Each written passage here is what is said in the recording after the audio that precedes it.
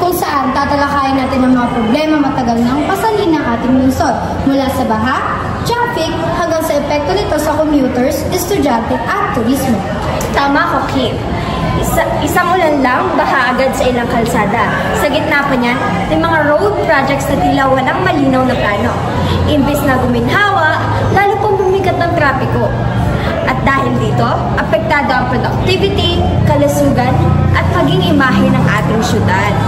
Ang problema pa, hindi lang ito nararanasan ng mga motorista, pati estudyante, araw-araw itong hindi nararanas. May mga lumulusong sa baha, naglalakad ng malayo, o nalilig sa klase, nakakabahala na.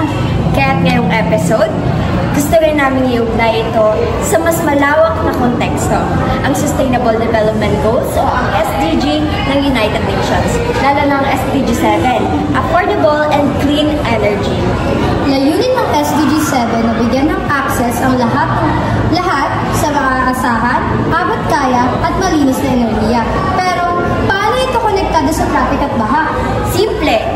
Kung maayos ang ating energy system, tulad ng solar-powered streetlights, electric flood pumps, smart traffic lights, mas ligtas ang kalsada, mas mabilis ang response time ng sakuna, at mas maayos ang daloy ng transportasyon.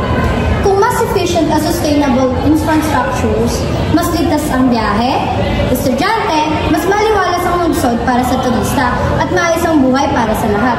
Kaya, tara na! Ano nga bang pwede natin gawin?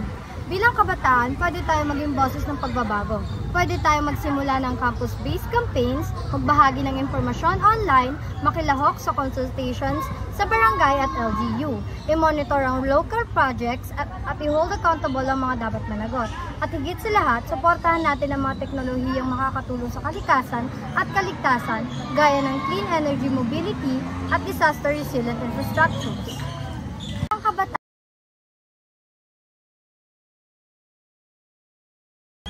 kamusta kayo ngayong araw? Ayos naman po. Ikaw? Okay lang din. Anong pangalan nyo? Ako po si Jamico Manuel Gubatan. Ako naman si Sebastian Andre Garcia. Ilang taon na kayo? 18 po. Going 17. Hindi, 17 na pala. Okay. Pwede ba kayong interviewin ngayon? Pwede naman po. Ikaw? Sige. Okay, may itatanong lang sa inyo na ilang question si Miss Chelsea. Okay, so ito yung tanong nyo. Bilang mga estudyante, paano nyo mahihikayat ang inyong mga kaibigan at pamilya na maging responsable sa pangangalaga ng kalikasan upang mapanatili ang ganda ng ating mga tourist spots? Mahihikayat namin sila sa pamamagitan ng pagbibigay ng magandang halimbawa tulad ng pagtapon ng basura sa tamang basurahan at pag-recycle ng mga plastic bottles na hindi na napapakinabangan upang mapakinabangan ulit. Thank you po. Ikaw? Maaari din namin ipaalala sa kanilang kahalagahan ng kalikasan sa pamamagitan ng simpleng kwentuhan o usapan o kaya pag-post sa social media. Salamat.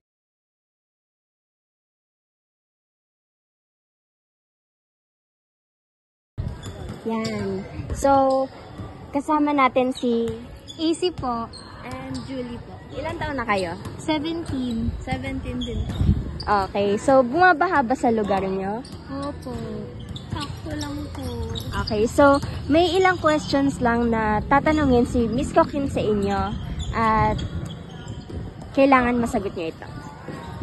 Okay, ang tatanong ko is, bilang isang commuter or estudyante, ano-ano ang mga karanasan na nangyayari sa'yo tuwing panahon ng tag-ulan? Traffic po, and syempre ang hassle din nun kasi syempre papasok ka pa lang, mga pagod-pagod ka pa yan, pawis ka pa yan kasi layo pa ng biyahe mo, tapos plus yung ulan pa pag bumaha, basa na yung mga suot mo, para kang nang pauwi, wala pang suspension. Okay, thank you. Ikaw naman po? Ganun din. Sobrang hassle, lalo na pag tag-ulan. Kasi di ba yung mga sidewalk, yung mga kahit yung mga dinadaanan ng mga tao, bahang-baha. Tapos, ang dami pang mga nakapark sa mahirap dumaan lalo na pagbaha. And then yun, yung hindi ka pa nakakapasok, basta ka na kaagad. Okay, salamat sa inyong dalawa.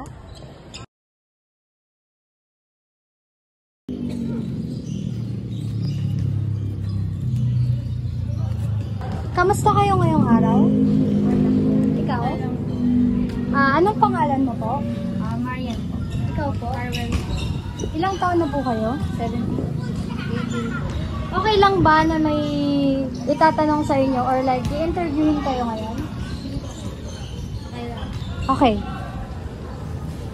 Okay, so Marian and Arwen, ito yung tanong ko para sa inyo. Ano ang maaaring maging epekto ng maayos na flood control at traffic management sa pag-akit ng mas maraming turista at pag-unlad ng lokal na ekonomiya? Para sa akin, yung pag-aakit dito sa turista, lalo sa flood control, yung kakauso naman ngayon, ay sa flood control, ang pagiging maayos, magkakaroon ng less flood, maiwasan ng pagbaha, tsaka sa traffic management naman, mas magiging maayos ang pagdaloy ng traffic o hindi traffic at hindi din baha during the ano naman.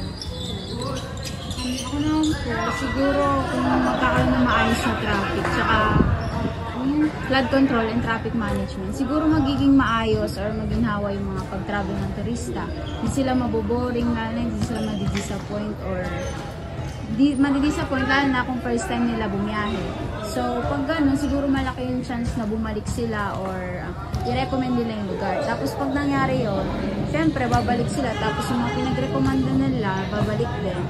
May malaki yung possibility na yung mga negosyo, syempre dadami yung kita nila since sa mga restaurant, doon sila kakain, tapos sa mga hotel, doon sila mag-i-stay. So, yun, sa paraan na yun, magiging tuloy-tuloy yung pag-unlad na ekonomiya. Okay, salamat.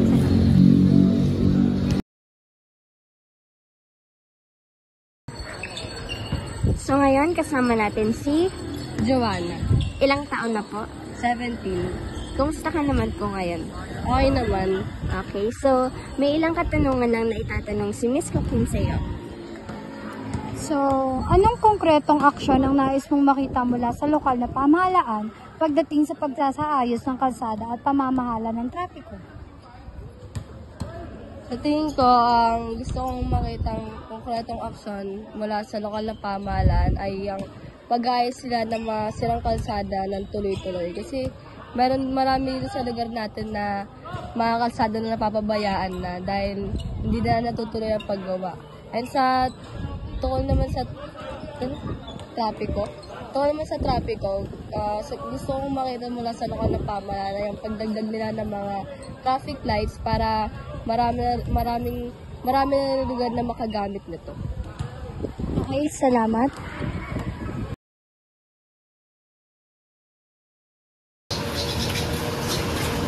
So, magandang araw po. Hello. Ano po pangalan niyo? Kamusta po kayo ngayon? Ako po si Alan Gutierrez and okay naman po. Pwede po ba kayo pala ma-interview? Yes. May mga ilang questions lang po si Miss Bakuyon po sa inyo. And sana po is masagot po. Okay, so ang question ko ngayon is anong mga proyekto o kampanya ang maaaring yung simulan sa inyong paaralan o barangay upang itaguyod o malinis na enerhiya at maayos na infrastruktura na makakapekto sa turismo?